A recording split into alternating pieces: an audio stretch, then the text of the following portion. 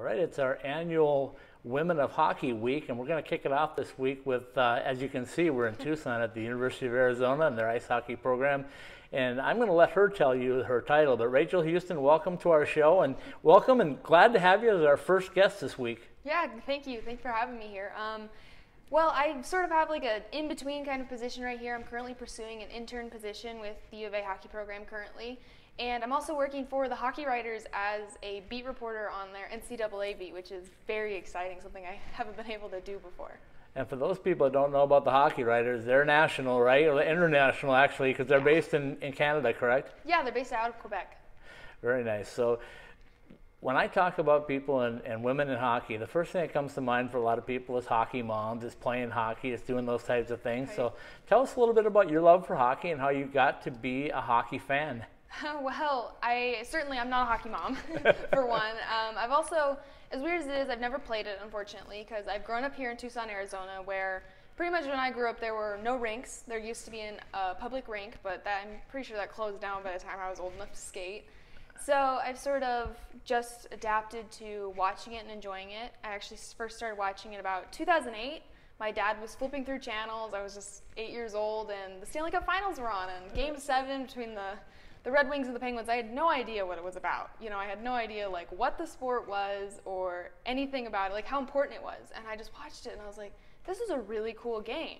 Like I'd watched a lot of sports with my dad. I watched a lot of football with him, but like this was different. I was like, this is really cool and really interesting. So from there I grew to be like a Penguins fan, and from there I got really interested I've always been really like interested in writing. So I wanted to go be a journalist. That now has since morphed into I sort of want to be like a coach, more so like a video coach or anything, something like that. So then I was originally looking at journalism for school, and just sort of kicked off from there. I've watched a lot of teams because I wanted to be a journalist. I'm sort of a fan of every team at this point, and it's been a wild ride. People ask me what team I'm a fan of at this point. I'm just sort of like, I like hockey, you know, like that's just how it goes. You know, that's something with a lot of hockey fans, though. They just love the game. It's a game that you can watch. I mean, I grew up in northern Minnesota. I covered a lot of hockey from start to finish, and it doesn't seem to matter where you are. It breeds that sense of excitement, I guess. So tell me a little bit about what it's been like covering U of A hockey and their resurgence, I'm calling it, as to what they've done over the last year or so. It's been really cool because when I was a senior in high school, I had to do a project where I had to intern for something like related to the job field I wanted to go into. So I interned with AZ Desert Swarm, which is an SB Nation blog, and I took photos for the last 2 games against ASU with U of A down here. And that was a really cool experience, but I didn't really like understand the position that the team was in, that, you know, they were fighting for a playoff spot and all this, you know, that necessarily they weren't a great team at that point. And so when that happened, and I sort of, after the fact, I learned what kind of position they were in, what kind of team they were, I come in the next year as a student at the U of A, and I work for the student newspaper here, the Daily Wildcat, and I'm like, oh, I want to go on this beat. That's the only reason I'm here to do it. I get named to the beat, and this team is like all freshmen. I think it was like 15 freshmen. Yeah. And I was like, okay, how is this team going to go? Like, I had no idea. I couldn't find any film on the players, really any scouting on the players. And I go into it, and it was just phenomenal, being able to, you know, this being my first team that I've ever covered. I got to say, like, it's special to you, it being the first team you've covered for an entire season, regardless, but them being such a good team, and, you know, a lot of the guys being not necessarily the same age as me, but the same class as me, and knowing that if I pursue my education here, that they would then continue with me. And it's sort of like we're all going on this journey together. So, I mean, it's really cool and just really great to, you know, see them grow as well as myself and the positions that I work in. You know, one of the things that's great about this too is you not only get to meet new people, but hockey players are a different breed. I mean, I'm sure you found that out, that a lot of them are very down to earth. They're very friendly. They're very outgoing. They may not be the easiest to interview because a lot of them are to themselves, but a lot of them are a lot of fun to be around, aren't they? Oh, absolutely. I mean, I've done a few interviews here and there. Justin Plumoff, he's really funny. He's a really good kid, really, as you said, down to earth. I mean, they're all very simple, funny to talk to. I've talked to Troy Decker here here and there, just like when there was like a public skate event, I saw him and I chit-chatted with him, and there was a signing event, different stuff like that. Like you feel like you build personal connections with them instead of just, maybe being like media or something. Like you do feel like you're able to be friendly with them without being like 100% friend and not like 100% media, I don't sort of know you kind of thing. Rachel, let's take a quick break. We'll come right back and we'll talk a little about some of the experiences you had last season with a very exciting team here in Tucson. In today's odor elimination, sanitizing, and deodorizing market, air spaces and fabrics are treated with very aggressive, highly toxic, and often very dangerous but cheap chemical-based solutions. These chemicals have harmful residues and pollutants that can impact your health and the well-being of those around you. This is the bad news. The good news is there's something better. That something is OxyPal. OxyPal is a fast-growing company based in Phoenix, Arizona, with franchises opening across North America. OxyPal has developed a way to eliminate, not mask or disguise, all organic-based odors in any airspace or on any fabric surface with ozone, also called trioxygen. Ozone is present in the atmosphere, and it is what protects our planet, our environment, and every living thing on Earth. Through years of research and development, OxyPal has perfected a way to harness and apply this powerful solution to purify air spaces and fabric surfaces safely and effectively, eliminating all organic bacteria, viruses, mold, fungi, and allergens on the molecular level. OxyPal has designed and perfected many next-generation and evolutionary alternative products and services safe for people, pets, and our planet. The solutions offered by OxyPal are stronger, safer, non-toxic, and a great value. Visit our website and online store today at www.oxypal.com.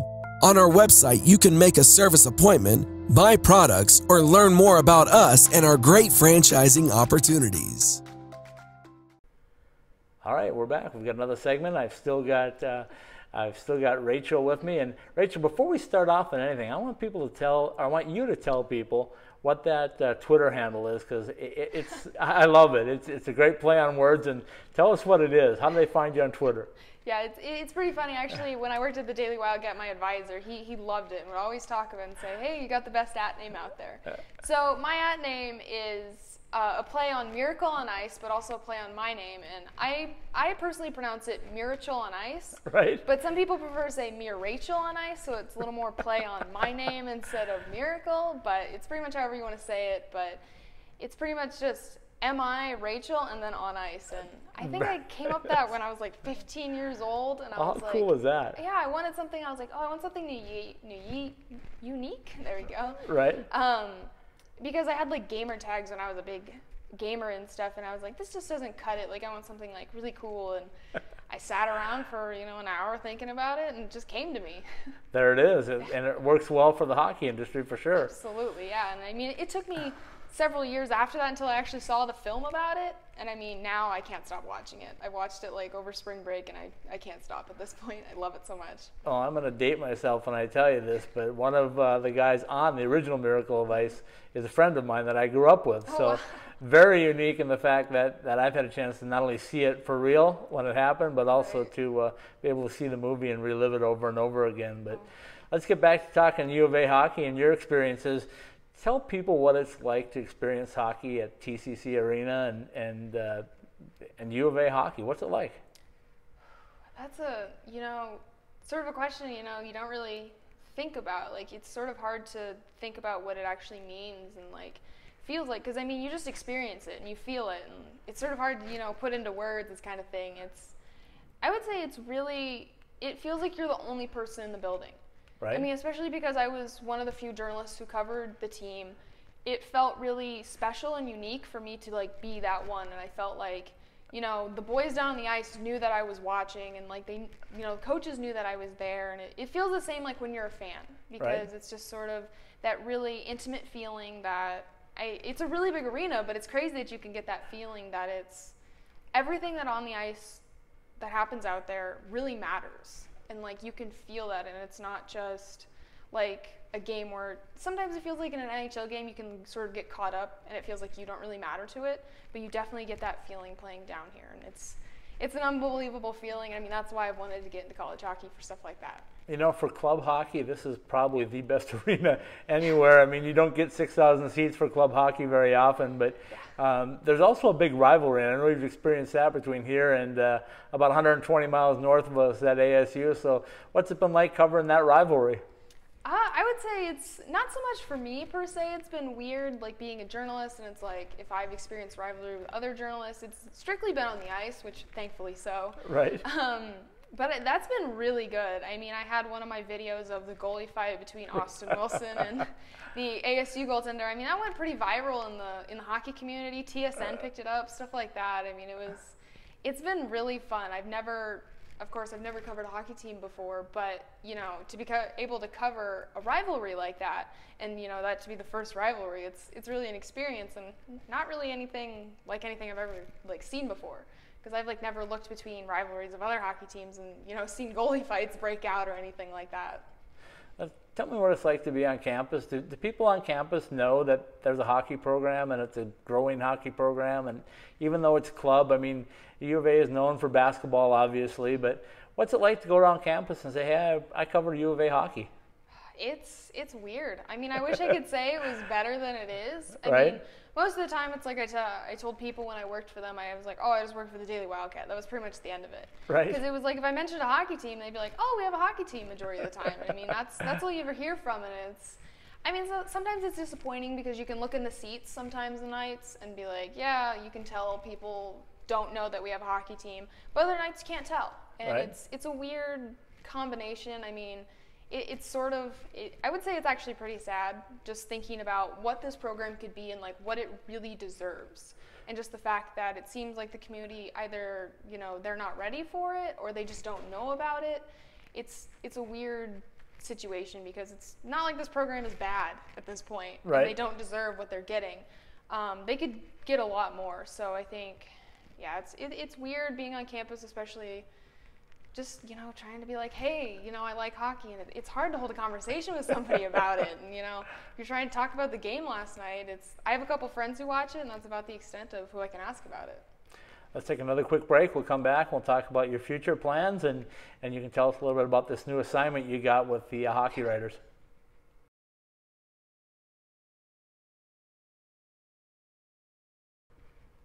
All right, we're back for our final segment with Rachel Huston, our first Women of Hockey feature this year. It's an annual thing that we do. I know a lot of people loved it last year, and Rachel, you're going to kick it off in style, I can already tell. Right. So tell me a little bit about this new assignment with the Hockey Writers. I know you've done some stuff for them right now. They're growing. They're really international. They cover NHL deeply. They cover college hockey. They cover hockey. So exciting. Yeah. Tell me what it's going to be like. It's going to be a lot different than my previous experiences. I mean, it's going to be all hockey all the time, and I get to cover the league that I'm most passionate about. I've sort of, you know, here and there sort of started to stick my toes into the NCAA, and when I have, I know that it's exactly what I want to be in. So I get to cover NCAA pretty much any team I want. I'm personally going to stick pretty much to the NCHC just because I have, you know, sort of personal bias towards that. A lot of my favorite players, like Troy Terry, has come out of that. Right. Nick Schmaltz, another one, come out of that division. So I'll be covering them the most, but also on top of that, ASU.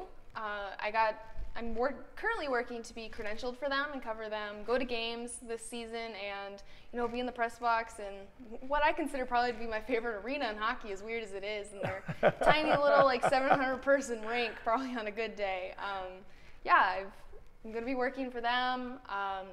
Hopefully, I mean, I don't really know what kind of content's going to be coming out of that. I'm just going to be, you know, taking it as it goes, and it's going to be a really great opportunity, and just not only for myself, I'm thinking it more for the program itself. That's sort of what I wanted to do when I was here at the U of A and continuing at the U of A, was to work for the program and not necessarily for myself, because I know these teams could use the coverage. I mean, they're great programs, and I mean, it's not a Minnesota school, it's not a school back east where, you know, they're getting a lot of coverage. I mean, they're teams that will always deserve more than they're currently getting.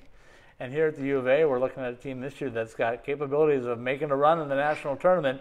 They got back there last year, finally, and now they get the opportunity to hopefully build on that. I know Coach Berman is real excited with the group he's got coming back. Yeah.